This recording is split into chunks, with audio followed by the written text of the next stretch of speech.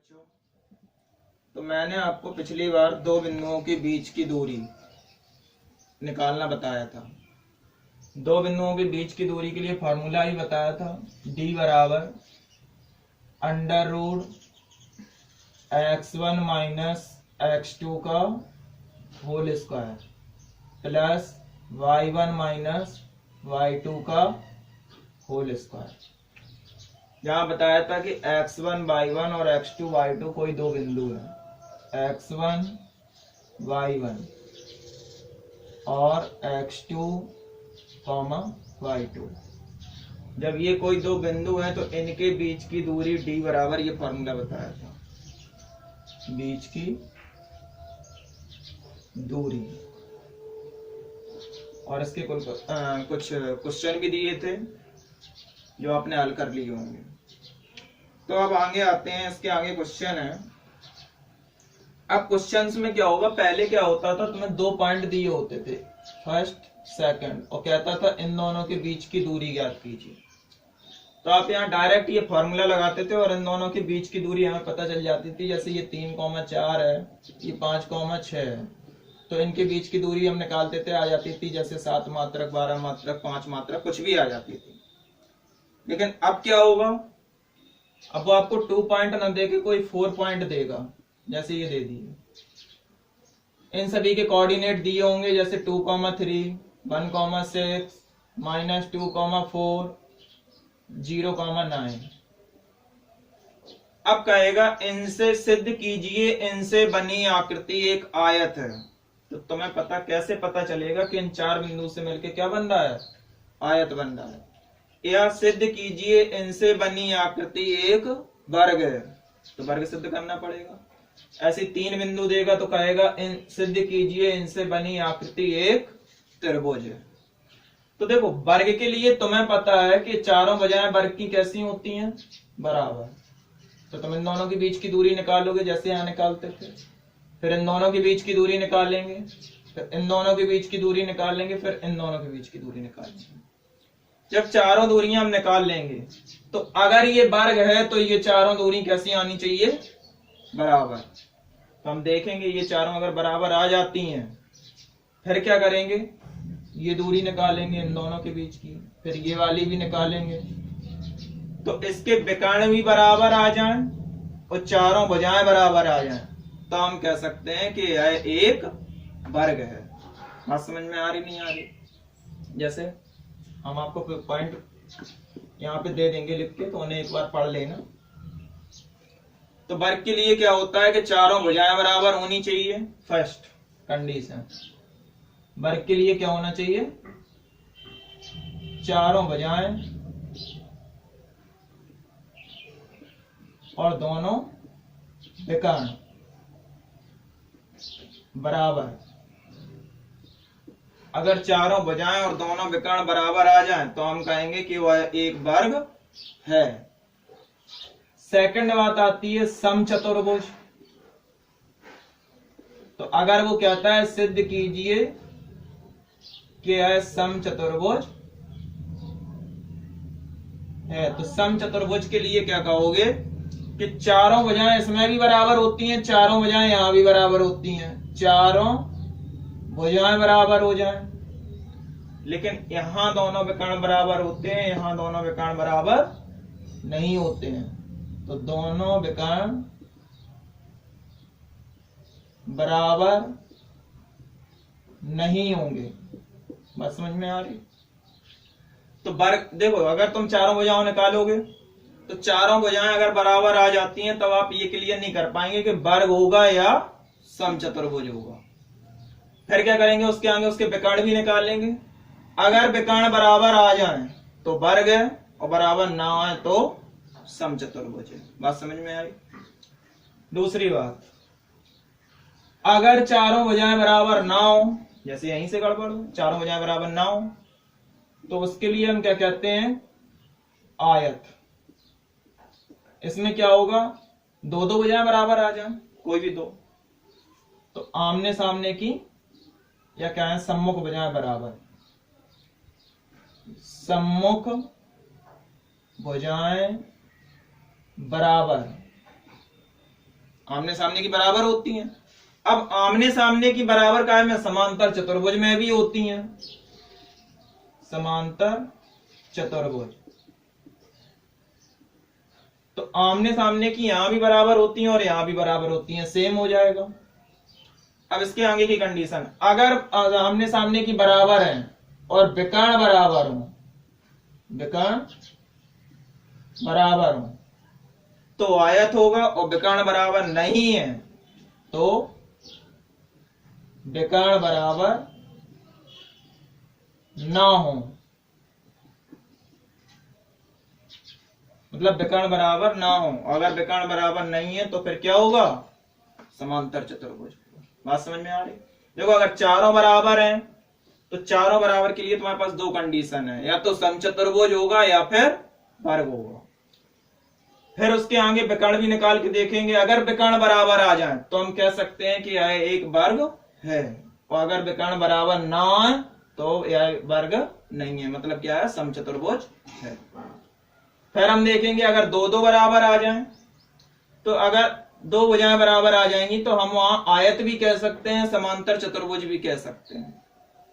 लेकिन अगर विकर्ण बराबर है तो आयत कहेंगे, और विकर्ण बराबर नहीं है तो समांतर चतुर्भुज कहेंगे।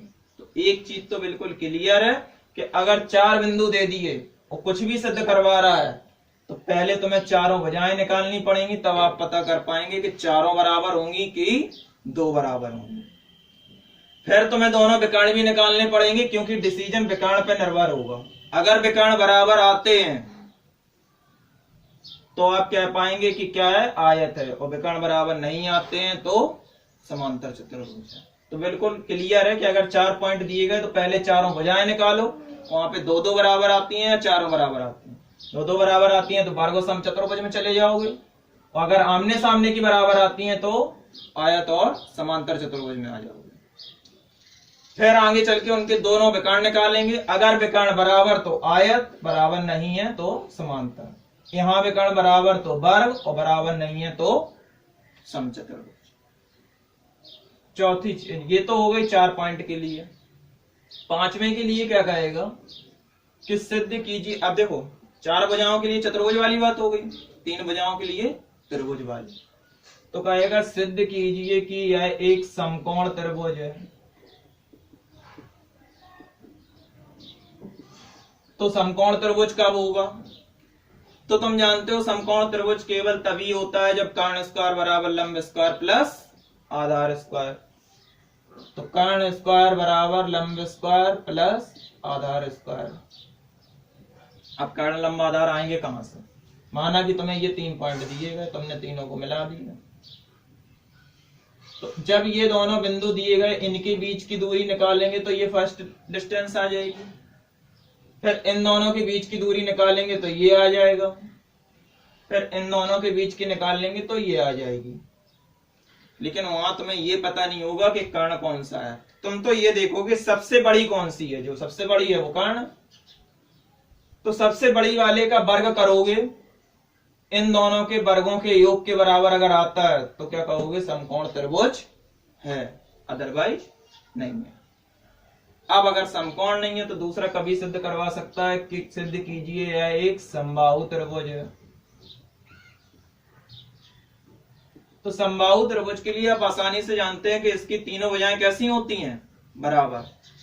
काम वही करना पड़ेगा, पहले इनके बीच की दूरी, फिर इनके बीच की दूरी, फिर इन दोनों के बीच की दूरी। तीनों निकाल के देखेंगे, अगर तीनों बराबर आ जाएं तो हम कहेंगे समबाहु त्रिभुज है। तीनों भुजाएं बराबर। तो अगर तीनों बराबर आ जाएं तो हम कह देंगे कि यह एक समबाहु त्रिभुज है। तो इस टाइप से कुछ पॉइंट हैं, इन्हें हम लिख के भी दे देंगे पीडीएफ फाइल में, तो वहां से आप पढ़ लेना, एक बार समझ लेना। अब आते हैं क्वेश्चंस पे। तो क्वेश्चंस पे देखते हैं, क्वेश्चन हमने बताया था, ठीक है। तो अब हम लोग क्वेश्चनों पे आते हैं, क्वेश्चंस क्या हैं, ठीक है। तो मैंने पिछली बार क्वेश्चन नंबर 12 तक करा दिया था।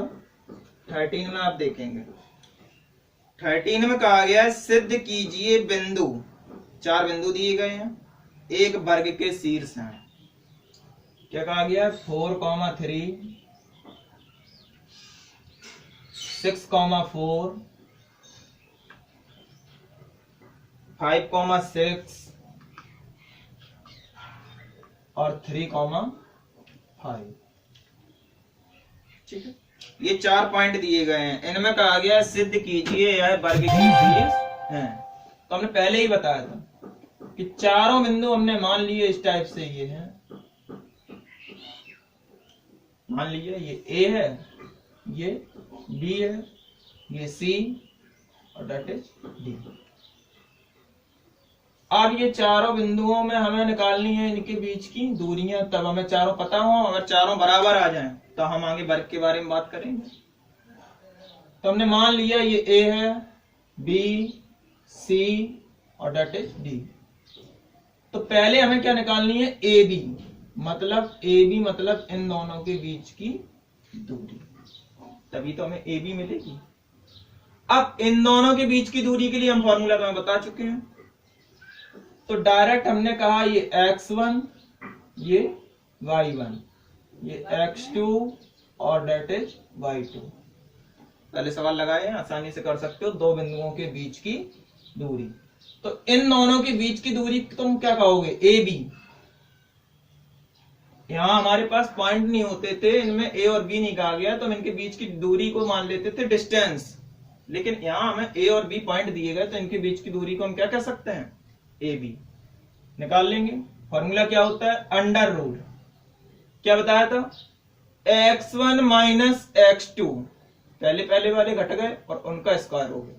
फिर y1 माइनस y2, दूसरे वाले घट गए और उनका स्क्वायर हो गया। ऐसे ही हम यहां करेंगे। देखो ये x1 और ये x2, तो 4 माइनस 6 का होल स्क्वायर। ध्यान से देखा, 4 माइनस 6 का होल स्क्वायर। यहां क्या कहेंगे? 3 माइनस 4 का होल स्क्वायर। बीच में क्या लगना है? प्लस। तो 3 माइनस 4 का होल स्क्वायर। अब देखेंगे 4 माइनस 6 2, तो माइनस 2 का स्क्वायर। 3 माइनस 4 माइनस 1 का स्क्वायर, तो 2 का स्क्वायर 4, 1 का square 1 means under root 5।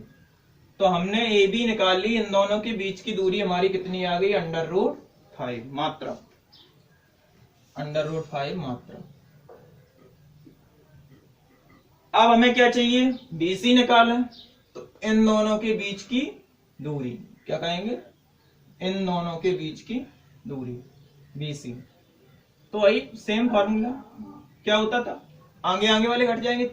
6 minus 5 का होल स्क्वायर।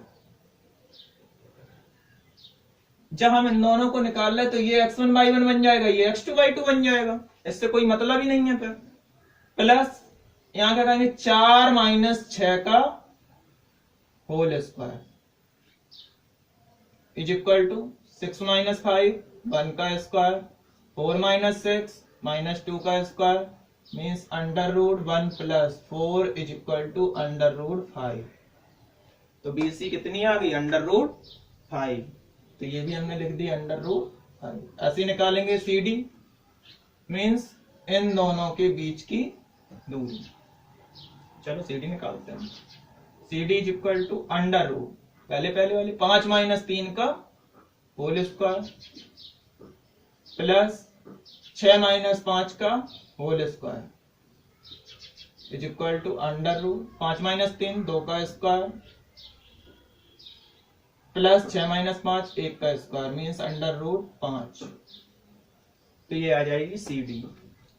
अब हमें क्या चाहिए? D A. डी कहाँ है? ये है। और ए कहाँ है? ये, मतलब इन दोनों के बीच की दूरी। चलो डी ए निकालते हैं। ऐसे लिख दो अंडर रूट 5। डी ए निकालने के लिए क्या कहेंगे? इन दोनों के बीच की दूरी। तो वही चीज 4 माइनस 3 का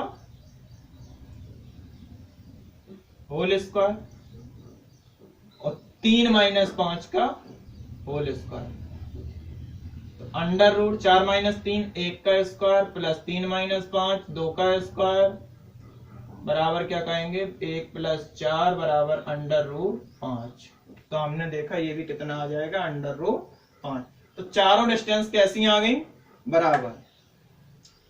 हमने कहा था जब चारों वजह बराबर आ जाए तो फिर डिसीजन कहां जाएगा, विकर्णों पे।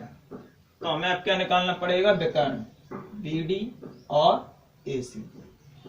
तो BD निकालने के लिए B और D के बीच की दूरी, B कहां है, डेट इज B और डेट इज D।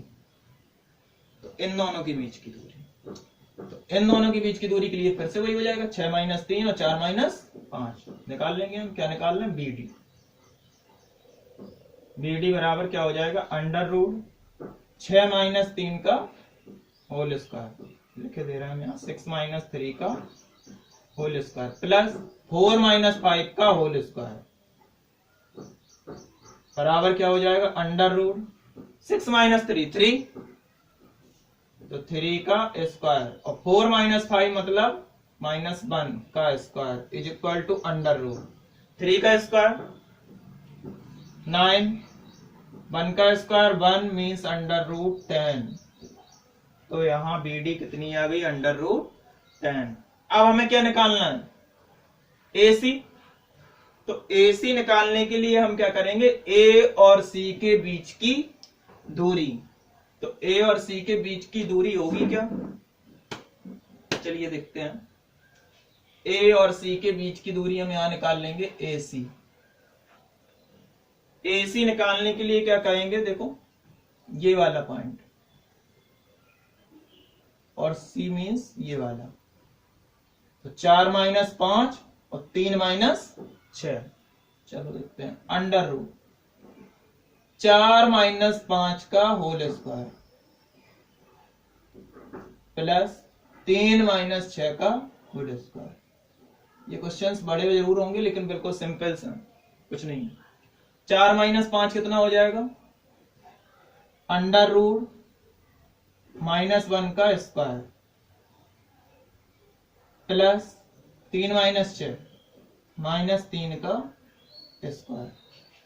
तो हम क्या कह पाएंगे, अंडर रूट, अच्छा -1 का स्क्वायर कितना हो जाएगा, 1 प्लस 3 का स्क्वायर 9 मीन्स अंडर रूट 10। तो हमने देखा AC कितनी आ गई, अंडर रूट 10। पहले हमने देखा यहाँ BD कितनी है, अंडर रूट 10, मतलब ये वाली अंडर रूट 10 और ये वाली भी अंडर रूट 10। तो यहां देखा कि चारों वजह हमारी कैसी आ रही, चारों वजह बराबर और विकर्ण भी बराबर। तो हमने कहा था जब चारों वजह बराबर हो तो तुम्हारे पास दो कंडीशन होंगी, या तो विकर्ण बराबर होंगे या विकर्ण अलग अलग होंगे। अगर विकर्ण बराबर है तो वह एक वर्ग होगा और विकर्ण बराबर नहीं है तो वह एक समचतुर्भुज होगा। तो तुम देख सकते हो इसके विकर्ण अंडर रूट 10 बराबर है, तो यह है एक वर्ग है। तो ये होगा इसका लगाने का प्रोसीजर। तो सिंपल है। अब क्वेश्चन बस कुछ नहीं है, केवल बीच की दूरियां निकालना है, उसी के अकॉर्डिंग आ जाती हैं, चेक कर लोगे। क्वेश्चन बड़े बड़े हैं, अगर हम एक एक क्वेश्चन बताएंगे तो वीडियो बहुत लंबा हो जाएगा। तो हम केवल आपको हिंट करेंगे क्वेश्चन में, बकाया आप करेंगे, ठीक है। चलिए देखते हैं सेकंड क्वेश्चन। सेकंड क्वेश्चन में कहा गया है, सिद्ध कीजिए, 3 बिंदु दिए गए हैं, कहा गया है ये समकोण त्रिभुज के शीर्ष हैं। 3 बिंदु हमें कुछ दिए गए हैं, कहा गया है समकोण त्रिभुज के शीर्ष हैं। तो कुछ दिक्कत नहीं है, 3 बिंदु जैसे दे दिए 1,7 2,6 3,9। अब हमें पता करना है कि ये समकोण त्रिभुज के शीर्ष हैं। तो हम क्या करेंगे, पहले इन दोनों के बीच की दूरी, इसे हमने A माना, इसे B माना और इसे C माना। जब हमने इसे A मान लिया तो हम पहले निकालेंगे AB, कुछ आ जाएगी, फिर BC निकालेंगे, वो भी कुछ आ जाएगी, फिर AC निकालेंगे, वो भी कुछ आ जाएगी। अब समकोण त्रिभुज के लिए क्या होना चाहिए, सबसे बड़ी भुजा का वर्ग शेष दो भुजाओं के वर्गों के योगफल। अब हम जब निकालेंगे तो हमें पता चलेगा कौन सी सबसे बड़ी है। तो जो भी सबसे बड़ी आ जाए, माना कि हमने इसे निकाला, ये 2 आ गई, ठीक है, 2 नहीं, ये 3 आ गई, ये 5 आ गई और ये 4 आ गई। तो हमने यहां देखा BC हमारी सबसे बड़ी है 5, तो हमने कहा था 5 का हम वर्ग कर लेंगे, 5 का वर्ग 25। बकाया की जो दो हैं AB और AC, इनका भी वर्ग करके देखेंगे, 3 का वर्ग यही करके दिखा देना, 3 का जो स्क्वायर हो जाएगा वो कितना हो जाएगा, 3 का स्क्वायर इज इक्वल टू 9, 5 का स्क्वायर इज इक्वल टू 25 और 4 का स्क्वायर इज इक्वल टू 16। अब हमने क्या कहा था, जो छोटी वाली है, छोटी कौन सी थी, 3 और 4, तो 9 और 16 को हम जोड़ के देख लेंगे, 16 प्लस 9 बराबर 25। तो इन दोनों का जो योग है वो तीसरे के बराबर है। फिर से बात, ये माना कि थोड़ी देर के लिए कर्ण है, तो कर्ण का स्क्वायर मीन्स 5 का स्क्वायर 25, शेष दो भुजाओं के वर्गों का योग, इसका वर्ग 9, इसका वर्ग 16, इसके योग के बराबर है। इसका मतलब ABC एक समकोण त्रिभुज है। तो पहला काम, इन दोनों के बीच की दूरी, फिर इन दोनों के बीच की दूरी, फिर इन दोनों के बीच की दूरी, दूरियां निकाल लोगे, जो तुम्हारी सबसे बड़ी आएगी उसका वर्ग कर लोगे, छोटी वाली होंगी उनका वर्ग कर लोगे, छोटे वालों को जोड़ दोगे तो बड़ी के बराबर आ जाए तो वह समकोण त्रिभुज है, अन्यथा समकोण त्रिभुज नहीं है। तो इसमें कोई दिक्कत नहीं होनी चाहिए, बिल्कुल सिंपल सा क्वेश्चन है, और फिर भी कोई समस्या होती है तो आप पूछ सकते हैं। नेक्स्ट क्वेश्चन, ऐसे 3 पॉइंट दिए होंगे, कहेगा सिद्ध कीजिए यह समबाहु त्रिभुज है। अब समबाहु त्रिभुज के लिए तीनों बराबर आनी चाहिए, सिंपल सी बात। आप यहाँ AB निकालेंगे, BC निकालेंगे, AC निकालेंगे, तीनों कैसी आएंगी, बराबर। चूंकि वो सिद्ध करवा रहा है तो सीधी सी बात है क्या आएगा, बराबर ही आएंगी जो वो सिद्ध करवा रहा है। तो आप AB निकालेंगे 3 आ गई, BC निकालेंगे 3 आ गई, AC निकालेंगे 3 आ गई, तीनों आ गई बराबर, तो कहेंगे अतः ABC एक समबाहु त्रिभुज के शीर्ष हैं। तो पहले इनके बीच की दूरी, फिर इनके बीच की दूरी, फिर इनके बीच की दूरी, तीनों कैसी आएंगी, बराबर। जब बराबर आ जाएंगी तो आप कहेंगे कि ये समबाहु त्रिभुज के शीर्ष हैं। नेक्स्ट क्वेश्चन, सिद्ध कीजिए यह एक आयत के शीर्ष हैं। आयत के लिए सेम वर्ग जैसा होगा, आप कर सकते हैं, लास्ट में विकर्ण अलग अलग आएंगे, अभी हमने क्वेश्चन बताया था। अगले में कहा गया समकोण त्रिभुज के शीर्ष हैं, ये भी आसानी से कर सकते हैं। नेक्स्ट क्वेश्चन है, 3 पॉइंट दिए गए हैं, कहा गया है कि एक समकोण त्रिभुज के शीर्ष इतने इतने हैं, सिद्ध कीजिए इसके कर्ण की लंबाई 10 है। तो आप देखेंगे जब तीनों पॉइंट में निकाल के देखेंगे, जो सबसे बड़ी होगी वही उसका कर्ण होगा। तो अगर वो 10 आ जाए तो कहेंगे ये इसके कर्ण की लंबाई होगी। अगले में कहा गया सिद्ध कीजिए यह समद्विबाहु समकोण त्रिभुज बनाते हैं। तो आप लोग 18 तक लगा लेना, नेक्स्ट आगे हम नेक्स्ट वीडियो में देखते हैं, क्योंकि क्वेश्चन बड़े हैं, इनमें टाइम लगेगा लगाने में, तो आप इतने ही लगा लें, ठीक है। बकाया हम वो PDF में प्रोवाइड कर देंगे।